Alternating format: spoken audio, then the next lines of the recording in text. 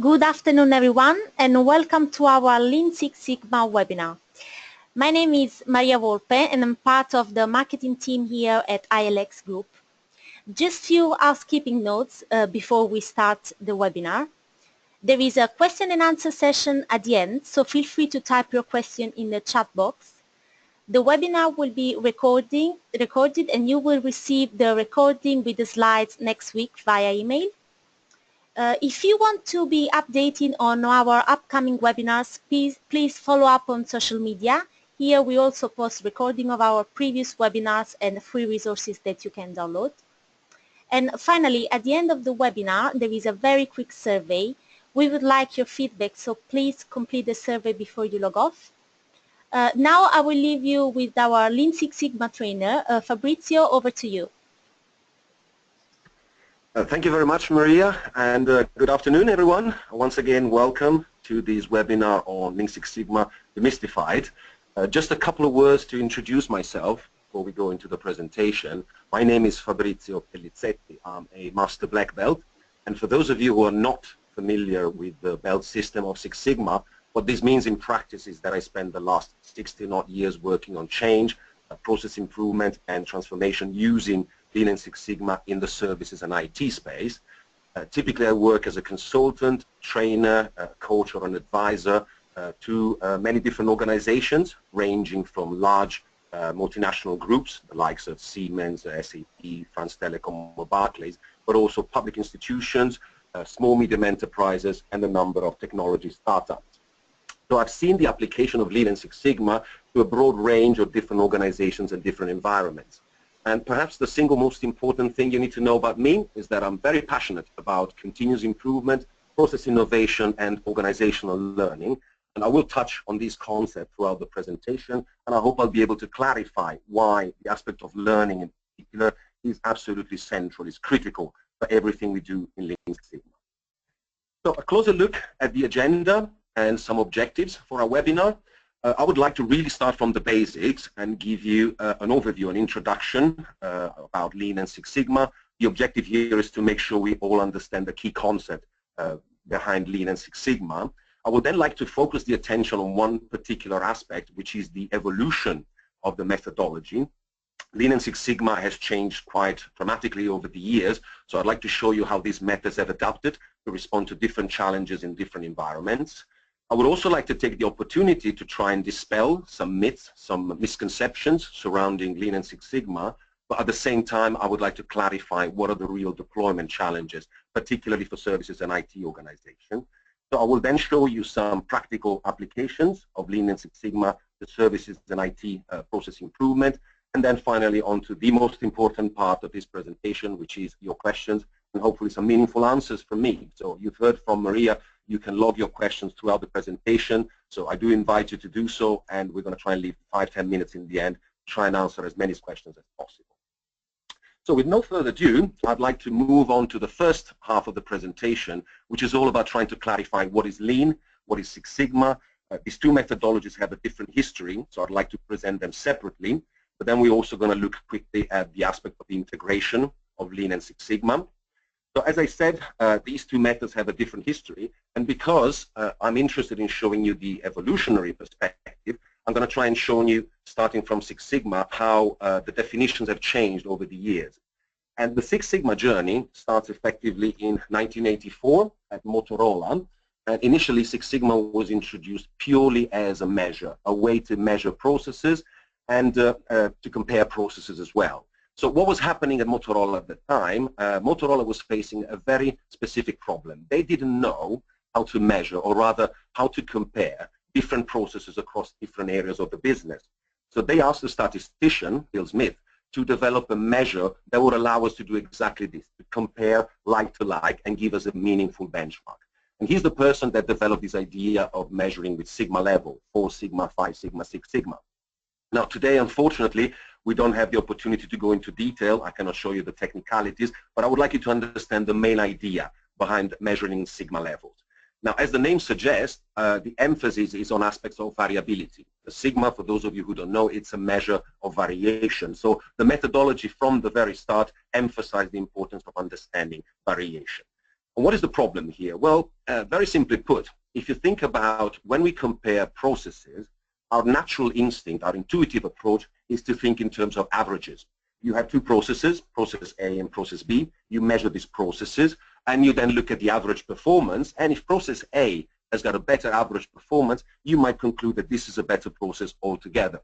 But there's a risk in doing this. In fact, it's dangerous to think only in terms of averages. Somebody once said, if you manage your business by averages, you'll get an average business. We need to take other factors into account. So let me give you a very specific example. Imagine we are in the healthcare business, and we are interested in comparing the performance of two hospitals, Hospital A and Hospital B, in terms of wait time. So how long does a patient have to wait before they eventually get to see a doctor? So I start measuring. I collect a sample of patients, and I measure the wait time. I then calculate the mean, and I realize that Hospital A, on average, this is the keyword, on average, patients have to wait for 20 minutes, whereas in Hospital B, patients have to wait for 22 minutes. Now, if we stop here, we might be tempted to conclude that Hospital A has got a better process. But as I said, we are neglecting other aspects. Imagine now the same two hospitals are given a requirement. They're given a service level agreement by the customer. This is what we call the voice of the customer. And in this case, the customer is the regulator, is the entity that monitors the performance of healthcare providers in the country. And the regulator now wants every hospital in the country to make sure that we're going to see patients within 25 minutes. So this becomes a service level agreement. It's our commitment to the general public. And guess what? If from now on a patient has to wait more than 25 minutes, we're going to start calling this a defect. This becomes a defect for your process. The process did not respect the service level agreement. And the regulator also says, if your process starts generating too many defects, we're going to impose fines on you. So if I'm the manager of a hospital, perhaps at this point where I have facing the threat of penalties, I might want to take a closer look at my processes. So I go back to Hospital A. Remember, on average, it was 20 minutes wait time for Hospital A. But the first question I have for you is, do you believe that every patient will be seen exactly in 20 minutes, or would you expect some variation? Well, this is the first key takeaway. Variation is everywhere, is in every process. So we need to start thinking about measuring variation, because this might change the situation quite radically. So I look at my Hospital A, average performance 20 minutes, but I do observe a lot of variability. Some patients will be seen in 6 or 7 minutes, but some patients will have to wait 30, 35 minutes. Now, if we have this commitment from the regulator, every time we don't respect the SLA, we're going to call this a defect. So Hospital A, on average, has a better performance, but because of variation, it's still generating defects. I then look at Hospital B. Remember, on average, a worse performance, 22 minutes, but we managed to contain the variability, so every patient is seen within the range 15 to 25 minutes. So in this case, this is a process that generates less defects. Now, if I only look at averages, I wouldn't be able to see this. So the whole methodology is designed to help us understand the impact of variation on process performance. And as I said, I don't want to go too technical here, but what you should know is that if we start measuring with sigma levels, looking also at the variability, we start developing comparable measures of performance. We can really develop meaningful benchmarks, and the sigma levels will give us a measure of defects, a measure of cost, and a measure of performance. Now, this was the original idea behind Six Sigma, but as I said, the methodology starts evolving. And it started evolving pretty much from the start. Already in the course of the 80s, Motorola realized that process improvement today is so important that perhaps it makes sense to put in place a dedicated infrastructure, a sort of parallel organization made of experts in process improvement. And that's why in the world of Six Sigma, you're going to find the different belts, the green belts, the black belts. It's a commitment from the organization. This is how important is process improvement, to the point that we put in place a dedicated infrastructure of experts. So Six Sigma is also a set of roles and responsibilities. And in the course of the 90s, this is where we see really the acceleration in terms of evolution of these methods. This is where we start adding and integrating new tools and techniques coming from other domains, from lean, from total quality management, project management, business analysis. So it's no longer just a way to measure and compare processes. It becomes a fully fledged approach for process improvement.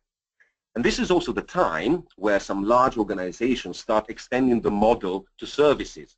Up to this point, Six Sigma was used mainly in the manufacturing industry as a way to measure and reduce variation. But some large organizations start extending this to services, and they become so successful that actually Six Sigma becomes part of their management strategy, becomes a management philosophy. The typical example here is General Electric, GE, one of the largest corporations in the world, where they start rolling out Six Sigma to everything they do, not just the manufacturing side of the business, but their finance, their HR, their sales, supply chain management. And they were so committed to these methods that they used to put in their annual shareholder report, Six Sigma is the way we do business. It's no longer just a measure or a set of tools. It really helps to define the identity of this organization.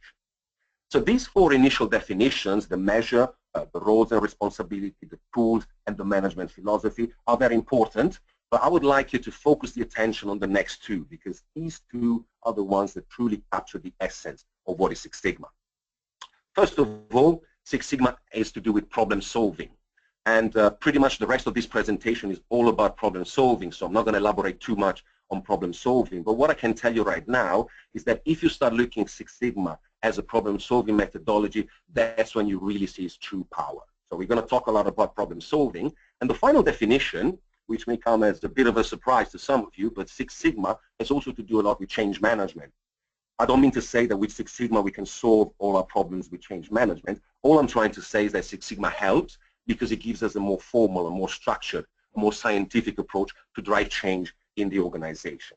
So problem solving and change management are the two definitions that we're going to use for the rest of this presentation. And as you can see already from this slide, there is an evolution. It's quite a big change to look at Six Sigma simply as a measure, as a metric of process performance, to then use it as a management philosophy, and ultimately as a method for problem solving and change management. As I said, the evolutionary aspect is very close to my heart, so I'll try and make it very explicit. This is Six Sigma. This is a brief history of Six Sigma. The other methodology that we combine with Six Sigma is what we call Lean. Now, Lean has a different history. If Six Sigma was developed by Motorola to develop a measure of comparable performance for processes, Lean comes from the Japanese car manufacturing industry, and in particular Toyota. In fact, even the name of the methodology was not Lean until the 90s. We used to call it the TPS, the Toyota Production System, or the Toyota Management System. And at that time, the Japanese automotive industry, this is the 40s, we're in the 40s, they wanted to start selling their cars globally. They wanted to start exporting their cars. But of course, the moment you do this, it means you're up against competition from giants from the US, the big car manufacturers, Ford, Chrysler, General Motors. And these organizations in the States, they were following a particular strategy, which we know as economies of scale. So producing large volumes of output, very little customization, that's how you keep your costs down. So economies of scale is a very good strategy if you then have a big enough market where you can sell thousands or millions of cars. And this was true for the US, but it wasn't true for Japan at that time. So Toyota and the other Japanese car manufacturers simply couldn't go for economies of scale. It was not a good strategy. So what they did is they took a completely different approach. They started looking at their processes and their entire organizations and redesigned them with one key objective in mind, and that was to remove anything from our processes that doesn't add value to the customer, so to remove all forms of waste. And using Lean, these organizations could develop methodologies like the just-in-time delivery or the total quality control. This is one of the reasons why the Japanese car manufacturing industry became so successful in the 60s and the 70s. And still today, Lean is a very helpful approach to identify, measure, and ultimately reduce or eliminate the different types of waste that we can find in our process. You see here on my slide a little diagram that shows the 8 type of waste. So the moment we take Lean and Six Sigma and we integrate them, well, the first thing we notice is that these two approaches really complement each other. They work very well hand in hand. They have a different focus. It's true, Six Sigma is more focused on defects, understanding defects, reducing defects, and tackling specifically problems of variation. Six Sigma provides a very well packaged and comprehensive set of tools and techniques for what we call quantitative problem solving or data-driven problem solving. And you can certainly see the emphasis on the cultural aspect, the organizational aspect, to the point that we have a dedicated infrastructure of bells and professionals. Lean, on the other hand, is focusing on reducing cycle time, so maximizing the velocity of a process by means of reducing, minimizing all types of waste. The Lean toolkit is again very helpful for the practitioner, and it focuses more on analyzing the flow in a process, mapping the value stream, understanding delays, and certainly trying to remove all the non-value activities from the process. So from now on, we don't really make the distinction anymore. We look at Lean and Six Sigma as a blend of two very powerful and very successful process improvement methodologies. So from now on, we're going to talk about Lean and Six Sigma as one method only. But if we want to talk about process improvement, well, perhaps we should take one step back. And I have to explain that there is not just the Lean Six Sigma way of doing process improvement. In fact, there's a variety of frameworks and models that help organizations improve their processes. But if you try and classify all these process improvement methods, you realize that in reality there's only two big families of approaches to process improvement. On one hand, you have what we call best practices. Now, best practices obviously are different depending on the object of study, depending on the area of concern. If I'm looking at a best practice to improve my project management processes, then I can be looking at PRINCE2 or PMP or PMBOK. If I look at the best practice for service management, then the reference model could be ITSM, COBIT-5, or ITIL. If I want a best practice for product development or software product development, then the capability maturity model, the CMMI model, is the reference model. So you see, best practices talk about different things. They talk about the project, they talk about the product or the service, but they have something in common. Essentially, best practices are a catalog of solutions.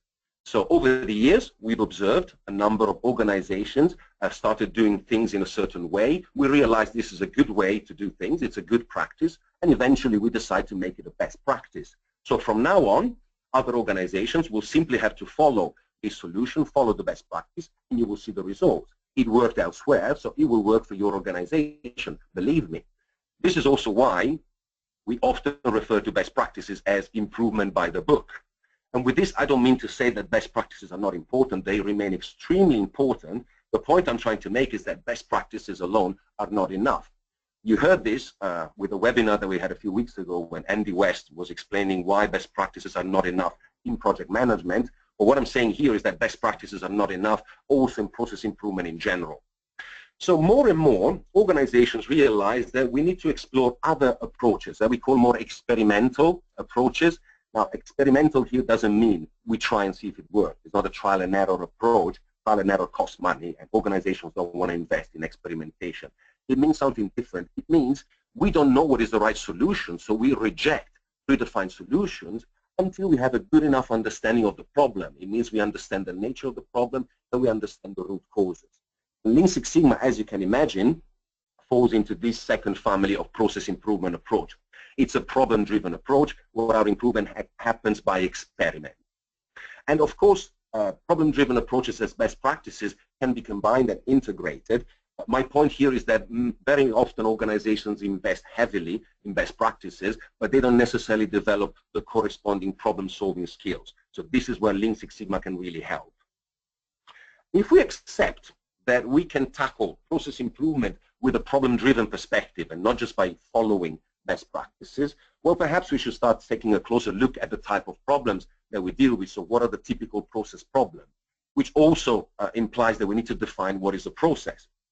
Now, a process, there are many definitions of what is a process, but you can think of it as a system. It's a system of activities designed to transform input into output and result.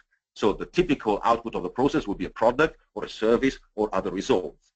And now what happens is that problems, very often, in most of cases, are identified at the level of the output, which is natural because at the level of the output you have a customer or a user who can tell you your product is not working, there's too many defects, your service comes in too late, it's not fit for purpose, it costs too much. All these are measures of output. Now, of course, we want to make our customer happy, so we would like to improve the output, but what we realize is that we have no control over the output. The output, by definition, is an effect, is a result, so you cannot change the output directly, and that means we need to shift the attention from the output to what we call the input factors. These are the factors that we can control. So the whole point of a problem-driven approach, process improvement, is to try and model our processes using almost a mathematical function.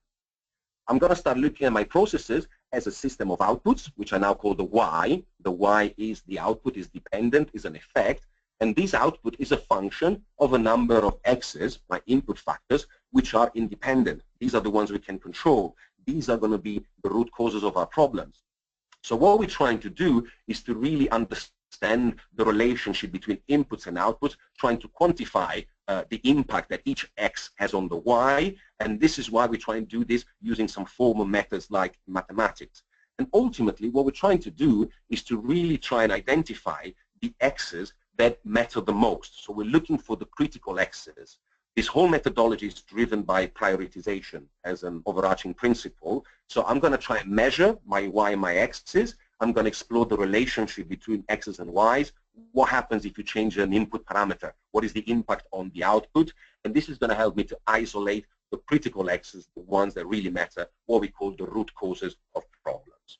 So a problem-driven approach to process improvement means being able to move from simply observing the symptoms of the problem at the level of the output to investigating the X's until we get to the root causes of the problem. So it's about moving from symptoms to root causes.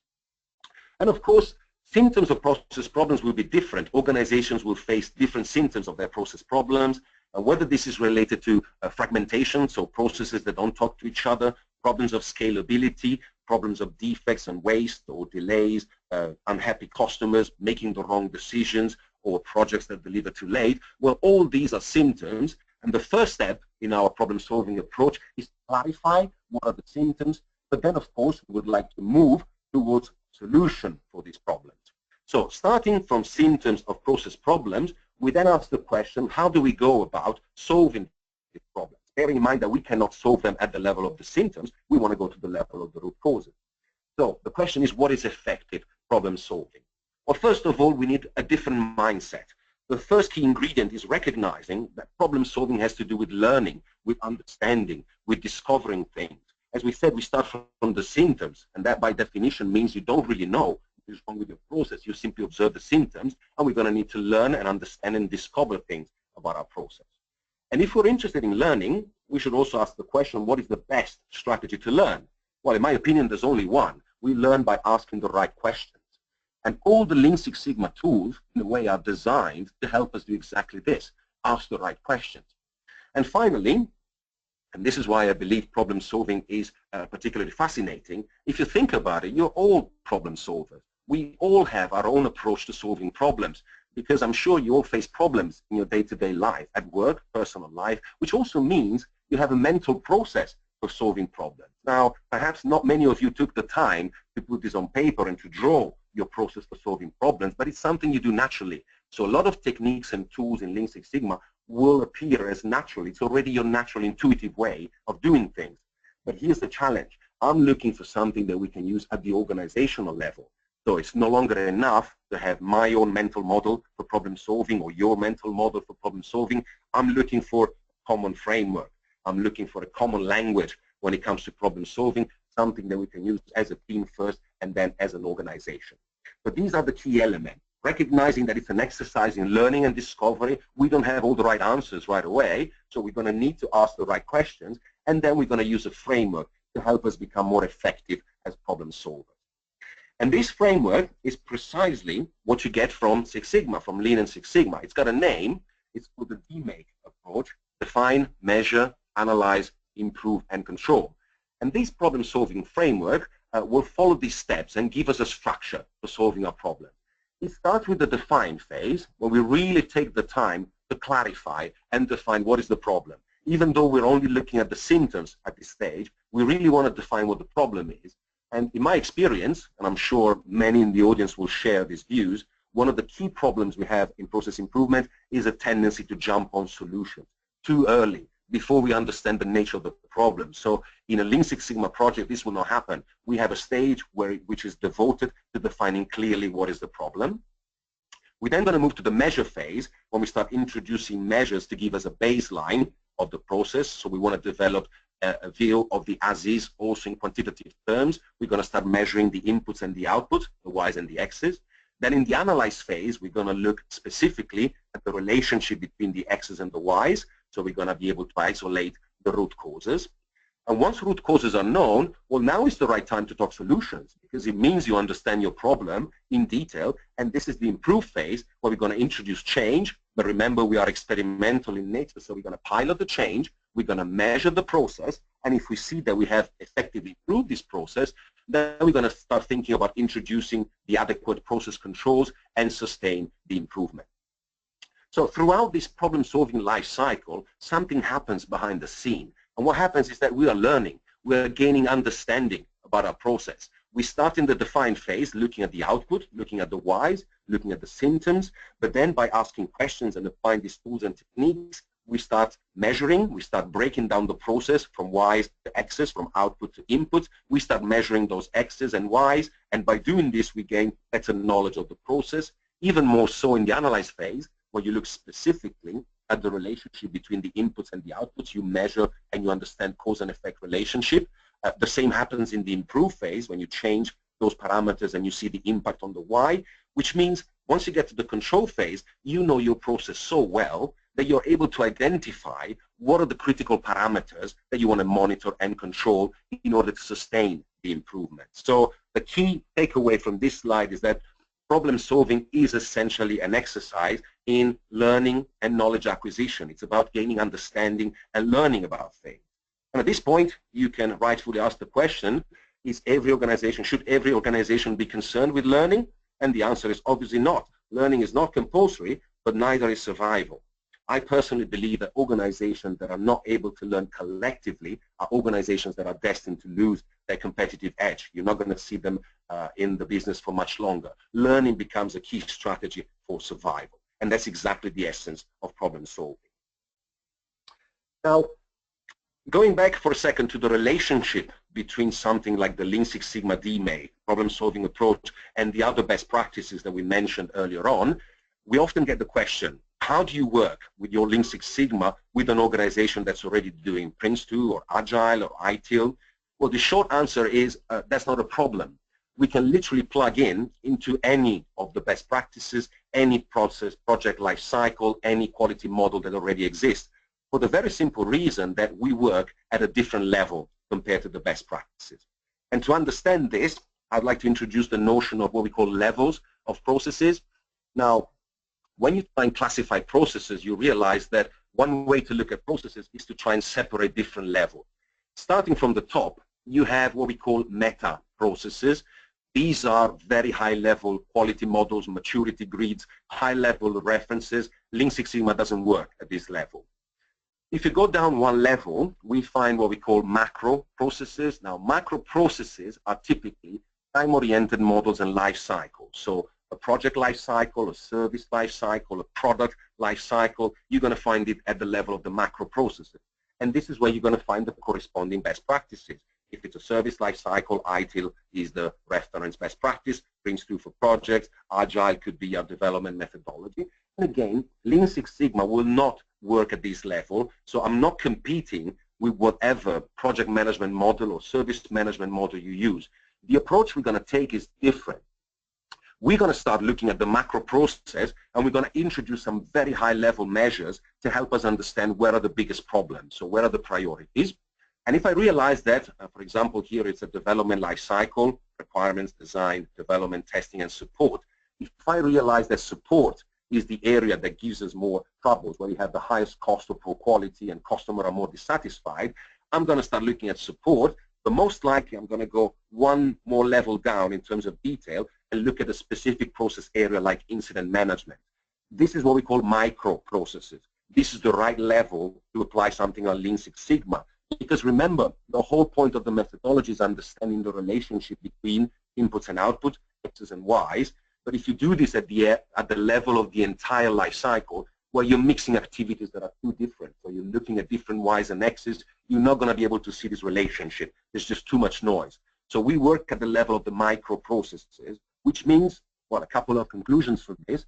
First of all, as I said, we're not competing with any project management, service management, or product development life cycle. We can work and plug into any of these models. And in fact, Lean Six Sigma will work as a sort of accelerator for your other quality initiatives, because even if I'm working at the level of incident management and not the whole process, by their very nature, Lean Six Sigma projects will generate data, information, knowledge, and understanding, and this is going to help the organization to see if my life cycle, for example, is the right one.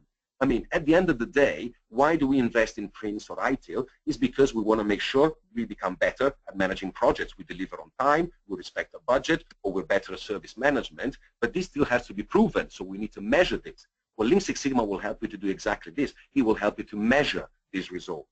And this is, again, a key difference between best practices and problem solving. Best practices, by their nature, are what we call descriptive models, high-level models. They focus on the what. Perhaps they tell you the why, but they don't tell you the how. Lean Six Sigma goes beyond this. So in addition to the what and the why, we also look at the how. We look at the tools and techniques that help us to achieve our goals.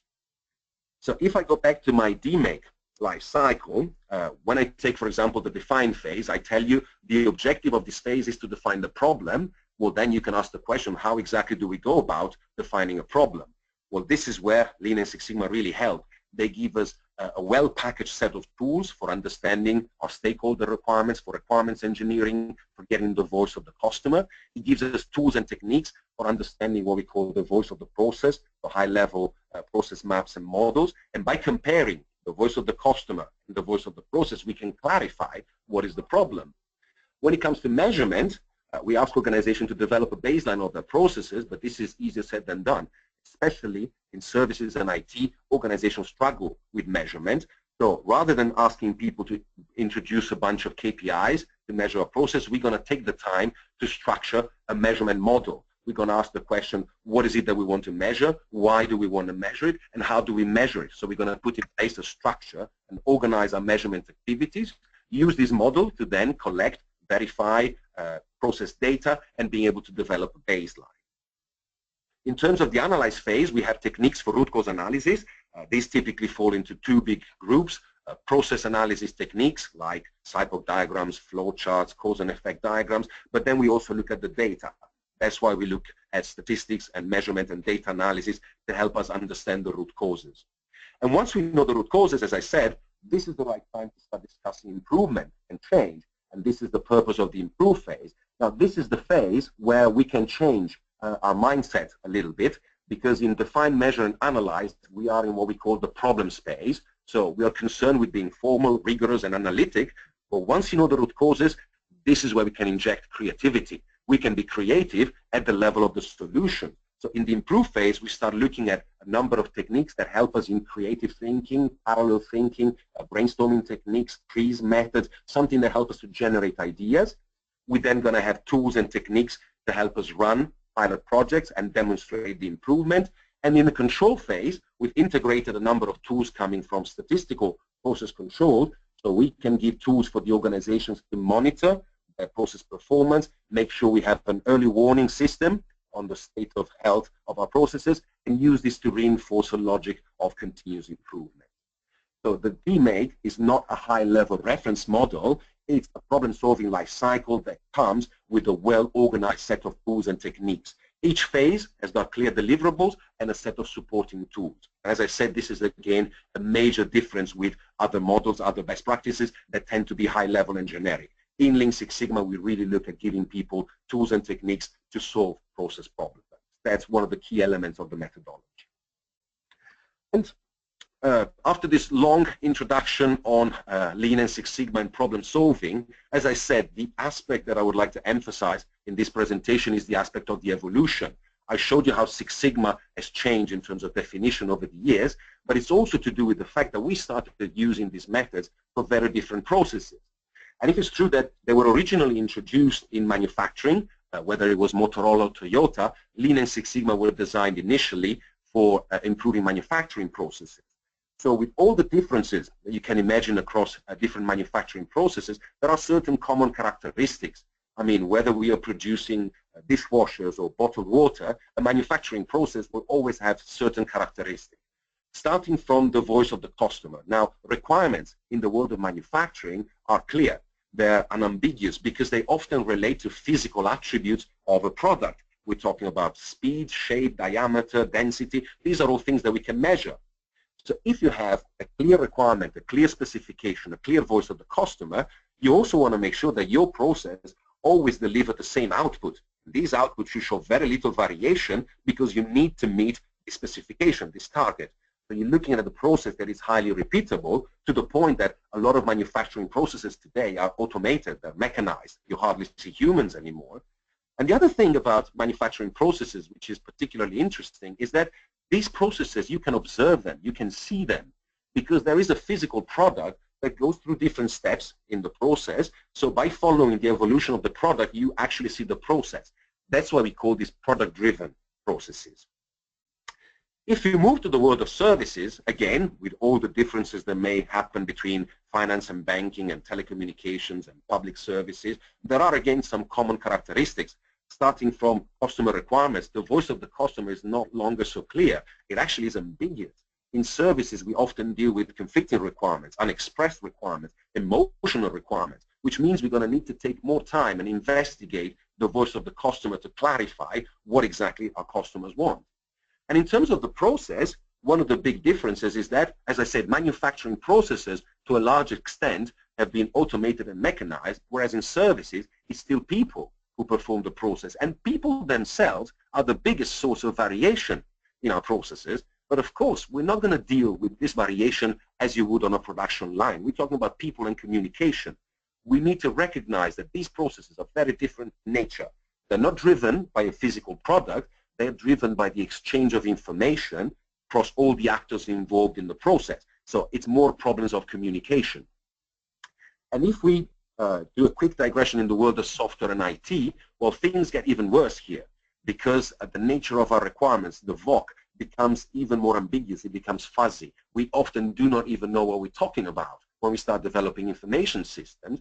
And here you see again the aspect of social engineering. The communication aspect is key. But when you look at these processes, it's a particular type of communication. Now, when you design software and information systems, what we use to communicate is what we call models. A requirements document, an architecture document, a design specification. These artifacts are created in the process to help communication, to help us understand what we're trying to achieve. So the quality of the models will determine the quality of the final product. So if manufacturing is product-driven, services is information-driven, software and IT is driven by models. And it's a particular type of communication. And the first thing you observe is that if processes have changed, and you know the global economy has shifted from being mainly manufacturing to being services, and today software and IT is part of the core business for a number of organizations. But if I want to use process improvement techniques, I need the right level of abstraction. We're not dealing anymore with the physical product. Now we're talking about information. We're talking about communication. We need a different approach. We need different tools and techniques.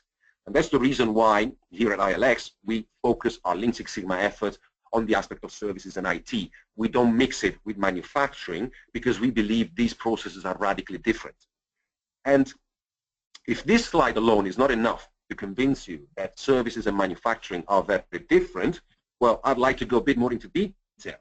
So if you bear with me, I'm going to take you through some of the other differences that exist between these two environments, and this is going to help us how to apply the methodology correctly. So if in manufacturing I'm concerned about building mobile phones, and in services I'm interested in delivery telephony services, well, what we observe again, we said the voice of the customer, clear, measurable, unambiguous, and specific when it comes to manufacturing. It's emotional, it's misunderstood, it's not expressed when it comes to services. We've seen that the process in manufacturing has to be standard and repeatable, and it's driven by a product. In services, I'm trying to respond to different customer requirements, so I want a process that is flexible. I want a process that not necessarily follows standards, and it's driven by information. And again, talking about the aspect of variation, what is the type of variation you observe in manufacturing is to do with physical products, raw material, machinery, that type of variability, whereas in the world of services, I'm dealing with variation coming from humans and the communication, so it's a different type of variation. And what about defects and cost? Well, again, if in manufacturing you have a clear target and you can measure the output, it's relatively easy to define what is a defect. A product meets the specification, yes or no. If it doesn't, it's a defect.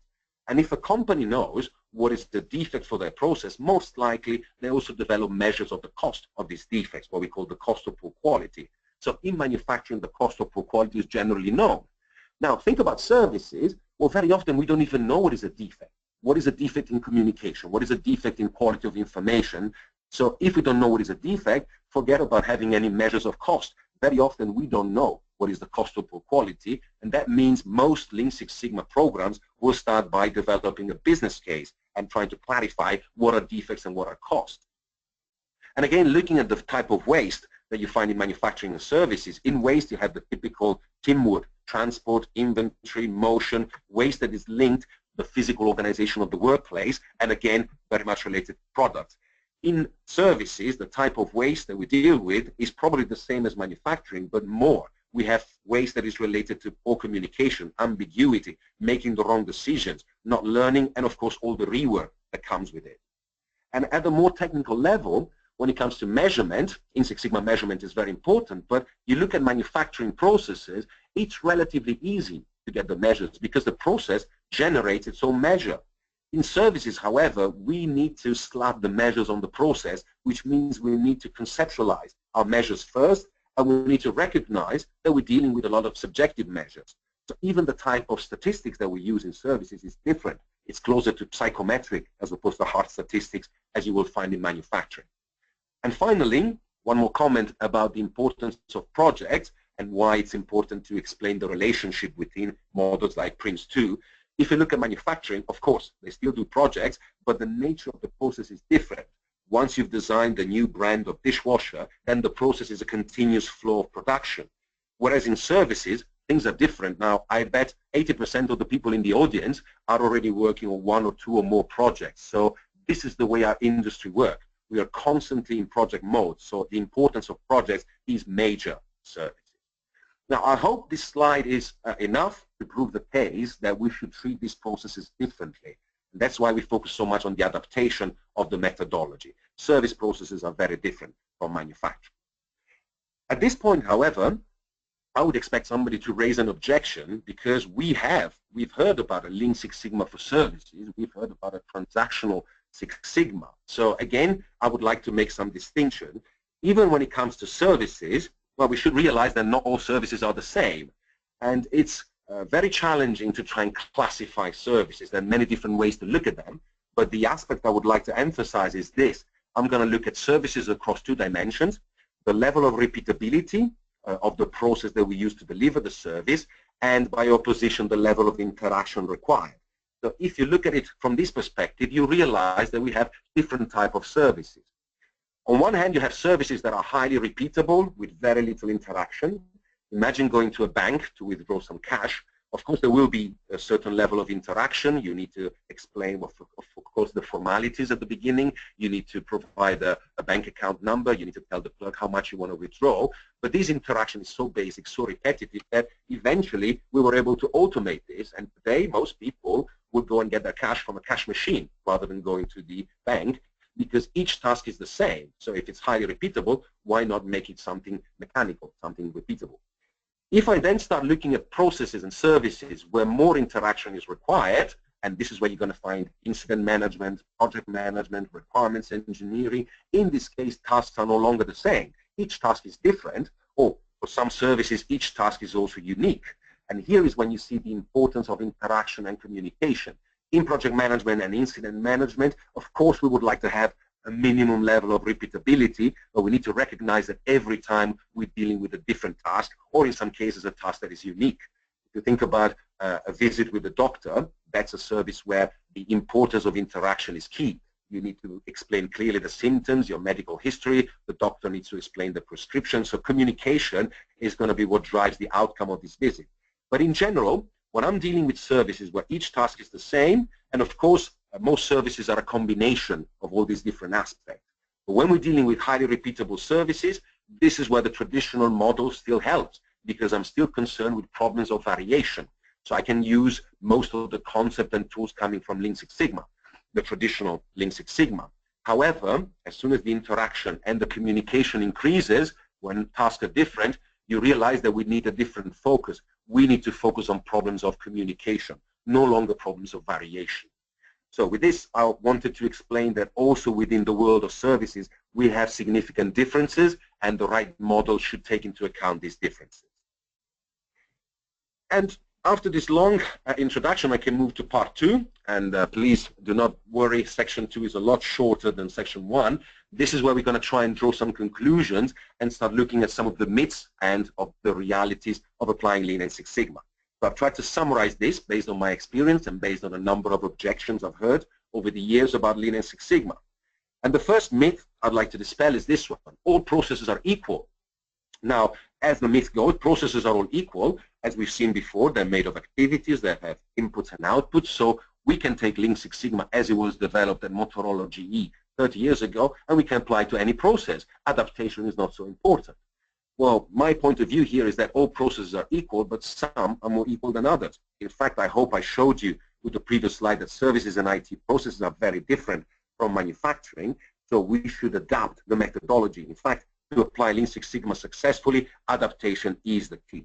So this is the first myth I would like to dispel. Not all processes are the same. We need to understand those differences and develop the right framework. Another myth that I've heard very often is that Six Sigma, as the name suggests, really, it's all about measurement and statistics, which is one of the reasons why some organizations may have been a little hesitant, or it put them off, by introducing Lean and Six Sigma. Some organizations don't feel they have the right level of maturity when it comes to measurement, but the myth says that, as the name suggests, these methods are all about measuring and reducing variation, which, after all, remember, is the enemy of quality. But this is true in the world of manufacturing. In the world of services, of course, we still use measurement and statistics, but these are just tools. These are tools that help us to support our problem solving, our decision-making cycle. So we use facts and data, but this is not a goal in itself. We are going to look at measurement and statistics to help us understand, to gain knowledge. And when it comes to variation, we're also very aware that variation in the world of services is different. So we can measure variability, but we're going to treat it differently because it's due to psychological factors, to the human factor. So Six Sigma is not about measurement and statistics, it's about problem solving and change management. Another myth that I've heard very much is that services and IT processes cannot really be measured. The myth is that in order to have any meaningful measurement or analysis, you can only deal with quantitative, objective data. Subjective data, qualitative data doesn't have the dignity of data, and service processes very often do not give you that type of measures. The reality is that when we are dealing with processes that are performed by people, and what we exchange is information, well, obviously, our measures will become more subjective. So what happens is that we're going to need a combination of quantitative and qualitative data. This is still going to give us very powerful insight. And we also need to recognize that, yes, we can measure services and IT processes, but bear in mind, these processes are performed by people. So even if you want to measure the process, in fact, you're measuring people. And we need to be very careful when we introduce measure, because measurement will drive behavior. So we need to anticipate the behavior of people and make sure that we don't drive the wrong behavior with measurement. So the reality is we can measure services and IT processes, but we need to do it differently. We need to take into account, once again, the human factor. And moving on to the final myth, myth number 4, which is the one that obviously this presentation is all about. What I'd like to dispel is the myth that Lean and Six Sigma do not work for services and information technology. Of course, I don't put failure stories on my slides, but if you Google it on the internet, you're going to see a number of organizations saying Lean and Six Sigma did not really deliver the benefit we wanted. This is particularly true for services and IT. And the myth says that Lean and Six Sigma were designed purely for repetitive, standardized operations. So if we want to do it for services, we can do it for the purely transactional aspects when each task is the same, as I showed you before, but certainly it won't work for information-driven processes. Well, that's a myth, because if we have the right framework, what we gain is a structured method, an approach for problem solving. And this is something you can apply to a number of processes and activities, even non-standard activities like project management, billing, order to cash, requirements engineering, incident management. So the reality is that with the right framework, we can still apply successfully Lean and Six Sigma. And to give you some practical examples, well, imagine an organization in services, a large provider of fixed telephony and internet, somebody like British Telecom or France Telecom. These organizations will typically have a set of processes that we call core processes. These are the ones that help the organization deliver the day-to-day services, so signing up new customers, delivering broadband, installing equipment, or switching a user from another provider. This is what we call core processes. But the larger the organization, the more we're going to see the importance also of transversal or supporting activities like supply chain management, procurement, IT support, HR. And one thing I can tell you is that there is no shortage of problems. Problems will be found at both levels of processes. So any of these boxes here is potentially a source of problem. And many organizations begin to realize that these methods can be applied at many different levels. And just to give you some more examples of practical applications I've seen in the industry, well, imagine again examples from the healthcare environment. In this case, I'm looking at the core process, a core service that we provide, and that would be the referral process. Somebody goes to a GP, and we realize we need a specialist appointment, so there is a process to make sure that this patient is referred to the specialist. But any of you who's been experiencing that process, you know that it's a process where you can find a lot of defects. You may be sent to the wrong appointment. The doctor doesn't show up on time. There's no right equipment. Your request was never received by the specialist office, so long and so forth, with the cost and the waste that comes with it. Another typical example where you see a lot of Lean Six Sigma project is in the area of billing and invoicing. I'm sure everybody in the audience is familiar with some of the troubles that large mobile operators are going through because of wrong invoices, which will then trigger delays in payment, revenue leakage, delays in cash collection. And this is particularly true for the telecom environment, but in any organization, when we send incorrect customer invoices, we're going to see the cost later on. Again, this is just a symptom. The wrong invoice is a symptom of something wrong in the process. We can apply Lean and Six Sigma to help us understand the root causes of wrong invoices. Another example is incident management. So imagine the IT department of a large organization. They have to provide support to all the applications that the users use in their day-to-day business. We may have service level agreements, but what happens is we're not able to respect the service level agreement. We fix the wrong things 10 times. It takes forever to restore the service, so users are dissatisfied. So the tickets management process in an IT environment, but in general, any CRM, any customer support process. And finally, some of my personal favorites are in the area of project management.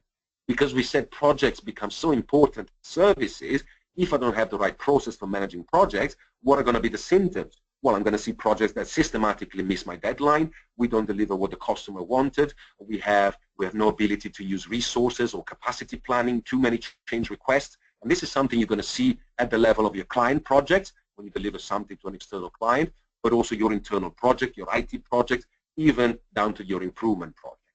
So there's a wealth of applications of Lean Six Sigma in the world of services at different levels. I hope this is evidence enough that we have success stories in the services industry, and the methodology is flexible enough to respond to different challenges in different industries. And just to try and draw some conclusions as we approach the end of this session, now, regardless of the process or the environment where we apply this, we should bear in mind clearly what is the spirit, what is the ethos behind Lean and Six Sigma. I hope I convinced you that the most useful definition is looking at Lean Six Sigma as a way to solve problems, a problem-solving method. But there are some keywords that go with this problem-solving method. First of all, it's pragmatic. Because we work on problems, we work on defects, we work on waste, we work on cost, we are able to develop a business case. We can justify the improvement. We can justify the investment in quality. We're not here to improve quality for the sake of improving quality. We do this because we want to reduce the cost of poor quality. So Lean Six Sigma, by its own very nature, will demonstrate the business case. It's experimental, and I hope I clarified this point. It's about rejecting predefined solutions and focusing on understanding the root causes of the problem. That's what makes it experimental. We still use a lot measurement, facts, and data because we believe they're essential to support good decision making. Measurement is not a goal in itself. It's something that will help me to make the right decisions. And finally, again, Six Sigma comes very often with this reputation for being very analytical, very statistical. It's true.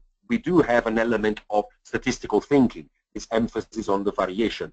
An element of analytical thinking. Analysis means decomposing. So we take a process, decompose it. We look at Y's and X's. So we are also analytical. But rest assured that we try and keep a broader perspective. We also add a system view. We understand that each process is part of a more complex system, which is the organization. So we try also and introduce an element of system thinking. We really use different types of thinking.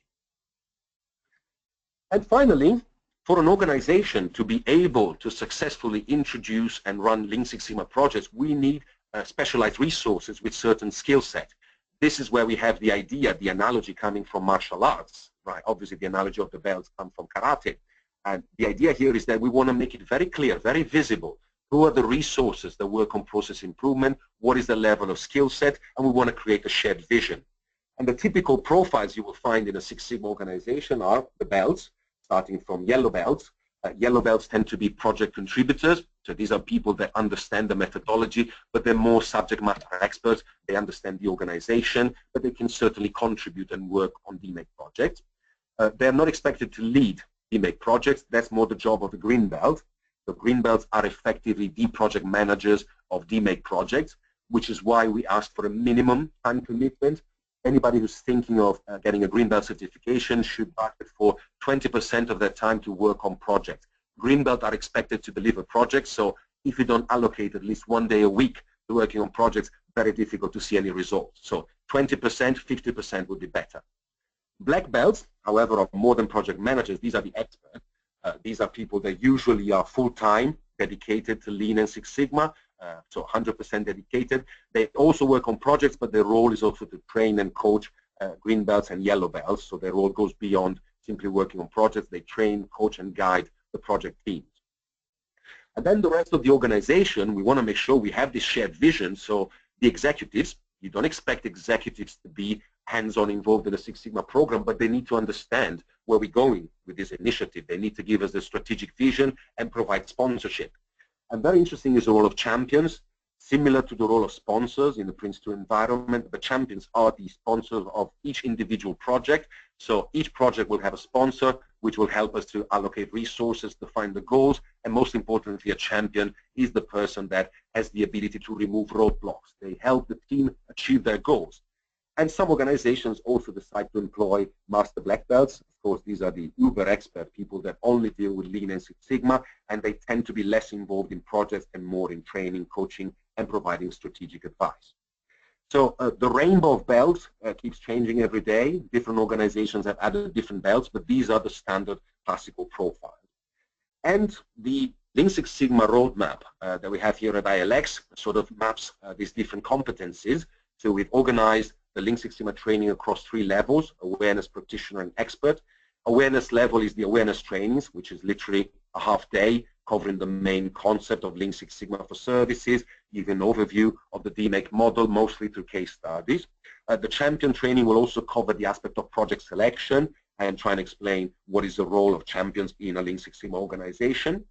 Yellow belt training is a 2-day training covering the entire DMAIC methodology, all the process improvement tools, but we focus only on the qualitative methods. For the process analysis tools, we don't start looking at data and statistics. In the green belt training, which is another 5 days, the yellow belt is a prerequisite for the green belt. We really designed this training for DMAIC project managers. We talk a lot about the project. We look at more advanced improvement tools, including quantitative techniques, statistics, and data analysis. To get a green belt certificate, people need to attend the training. They need to pass an exam, but the most important requirement is we want them to complete a project within their own organization. So after the training, delegates have 12 months of time to deliver a project. And if then somebody should decide to make Six Sigma career choice, they can upgrade to black belt. So again, the black belt has as a prerequisite yellow and green belt, but it's an additional 5 days where we cover the more advanced statistical tools and very much focused on aspect of coaching and training other resources on Lean Six Sigma. So these are the typical courses available at ILX Group. Now, what I'd like to do is to hand over to Jessica to explain the webinar offer that we have for this course. Jessica, over to you. Hi, I'm one of the account managers here at ILX Group. Due to the webinar, we do have a promotional offer on.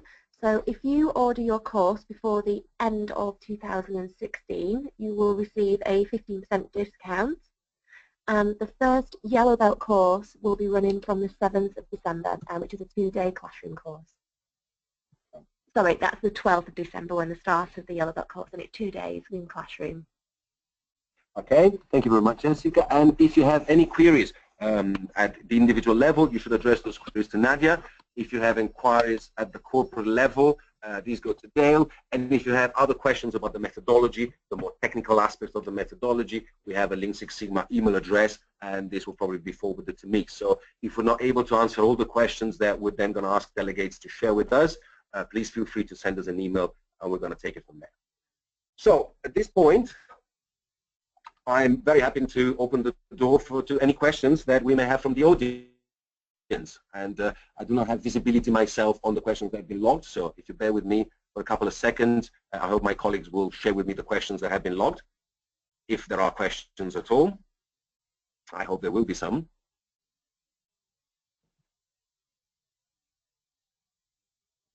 Okay, I have a question here. Somebody's asking, I work for a strategy consultancy. Can Lean Six Sigma still be valuable to my company if only some are trained on it, or does everyone need to take the course? Well, in general, I would say we don't need to train anyone in the organization. Part of the role of green belts, for example, is to try and spread the word. So green belts are expected to raise awareness in the organization. We don't need to go through formal training, but certainly we want the entire organization to understand the spirit. So we would like to spread the message about Lean Six Sigma. No need to go to formal training. In some cases, we're satisfied with green belts and black belts explaining what the methodology is all about. So it's still very valuable for strategy consultancy. It's, again, an interesting addition to the more classical ways of doing consultancies because it focuses on these tools and techniques that I hope I showed you convincingly earlier on. Okay. Somebody saying that they enjoyed the presentation. It's met its objective to demystify the Lean Six Sigma approach. I would like to know about application of Lean Six Sigma on project management process improvement. Well, this is an area where we've done a lot of work. As I said, projects are so critical today that we cannot neglect the aspect of how do we improve our project management processes. And if you think about it, project management processes are just any other process. They have inputs, activities, and outputs. But what we're going to do, again, we're not going to focus on an entire life cycle. What could be problems with project management? Well, if you think about it, it could be anything ranging from how we prioritize our project, how we estimate effort duration, how we ensure adherence with the schedule, how we allocate resources, how we deal with quality, cost, and time. Now, each of these problems we can individually tackle using a Lean Six Sigma approach. So there's a number of examples, and I'll be very happy to share more references on Lean Six Sigma applied to project management process improvement. How does Lean Six Sigma relate to project processes in a small business? Now, that's a very good question. And again, it goes back to the fact that we can use problem solving at different levels, and we can use different tools and techniques. Lean Six Sigma, this is a key point I like to underline, is not a prescriptive model either. It's not descriptive, but it's not prescriptive. It means we don't really need to go and use all the tools for every project. The smart Lean Six Sigma practitioner is the person that really helps to identify the key tools, the right techniques to be used depending on the environment. And that would apply certainly to small businesses, organizations where perhaps we don't have that many people involved in delivering the service. We can still use it for tackling small process problems. So the size of the organization is not a prerequisite, it's not a critical element for running Six Sigma. It can work for small businesses as well. Okay.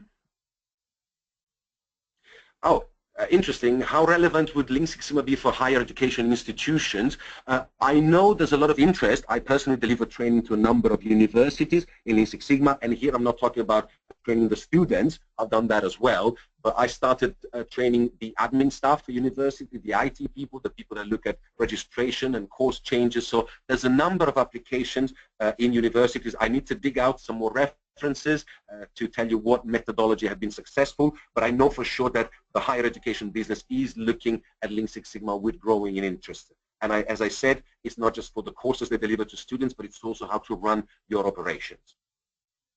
And I don't know if we have time for more questions. I do see a lot. Healthcare improvement project. Sorry, I have one note that says one important question. So does Lean include good practice for sustaining process improvement? Well, yes and no. And this is another question that I get very often. A lot of clients will come to me saying, we're interested in Lean, we're not interested in Six Sigma. Now, the thing is that the perception in the industry is that Lean is the agile way of doing process improvement. Six Sigma is the heavy, formal, data-driven approach. Well, this is not entirely true. Lean and Six Sigma work really well together. And when it comes to sustaining process improvement, well, it's more the Six Sigma framework, and in particular statistical process control, that give us the ability to sustain improvement over time. this is the whole point of the control phase, which is something that was developed in Six Sigma. So I don't really look at them separately, but when I look at Lean Six Sigma, we certainly have good practices for sustaining process improvement. That's captured very specifically in the control phase. Okay, last question is, do ILX offer on-site training? Yes, of course. In fact, a vast number of clients would prefer to send their entire team to a Lean Six Sigma training, and it does make a lot of sense. So even though we run, of course, public courses for individuals or single people that go from an organization, on-site training is an option that we very often recommend. The best way to tackle a Six Sigma program is to have cross-functional teams trained in Lean Six Sigma. So having a group of people from the same organization certainly has a lot of added benefits. Okay. I think at this point we've exceeded the time we were given, so you will forgive me if I'm going to ask you a question, and that is, if Maria helps me to pull up the poll question, I'd like to know what you think now after this presentation about Lean Six Sigma. And I'm giving you 3 options here. Some of you might think that, yeah, I get it. I see the model, I see the benefits, and I can see how you can use this to improve services. Somebody might say that, yes, we get it, interesting, but I don't think this is something that applies to services and to my organization. And some of you, perhaps, are still undecided, still processing the large amount of information I share with you, or perhaps you disagree altogether with the approach. So the polls are now open. So I'm going to ask you to cast your vote into the poll question, and with a little bit of time, we're probably going to see the result. So again, this is not something I can see straight away, but at some point I'm going to get the results of the poll question.